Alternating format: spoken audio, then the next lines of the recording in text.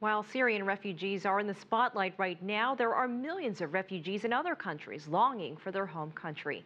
Afghanistan currently has the highest number of refugees seeking asylum elsewhere. Earlier, I spoke to Assistant Secretary Ann Richard from the U.S. State Department, and I asked her if things will get better for Afghans after next year's transition. Well, that's the question everyone's asking. And what we try to do is to work with refugees outside their countries and neighboring countries such as Pakistan, but also then work with refugees who return home. And many have returned home to Afghanistan, but many are still outside. And so we try to work with multilateral organizations to get them the aid they need where they are. What about parts of Africa like the Congo, Sudan, Somalia? Is the international community doing enough? Are we as the international community doing enough? No. The U.S., however, is the leading donor, and we also spend some of our diplomatic effort trying to raise additional funding. We meet with other governments and we try to encourage them to do more. Traditional donors, Europeans, Canada, Australia, Japan, we have counted on them for years and we continue to do so. But we're also looking to emerging donors, the BRICS and the Gulf states, to do more. And so we're having a conversation with many countries about what can be done, and using Syria as the most pressing example, perhaps, where the numbers of refugees are just climbing every day, but also focusing very much on other parts of the world. Are people giving? Do you find that people around the world are giving less? One of my concerns is that I don't think this crisis has touched people's hearts, ordinary citizens' hearts, the way a natural disaster might, let's say the earthquake in Haiti or the tsunami in Southeast Asia of a few years ago.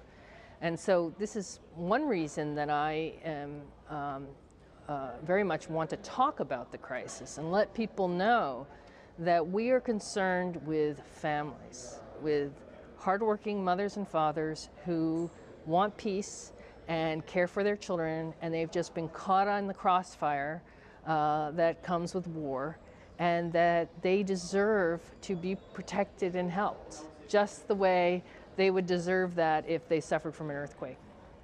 I was reading that a lot of what we're seeing, again, the highest numbers than we've seen in 17, 18 years are due to war, conflict. Do you see that changing anytime soon? I'm an optimist, so I'm always hoping that peace will stabilize countries and that refugees can go home to where they're from. That would be the best outcome for refugees, to be able to go home and restart their lives.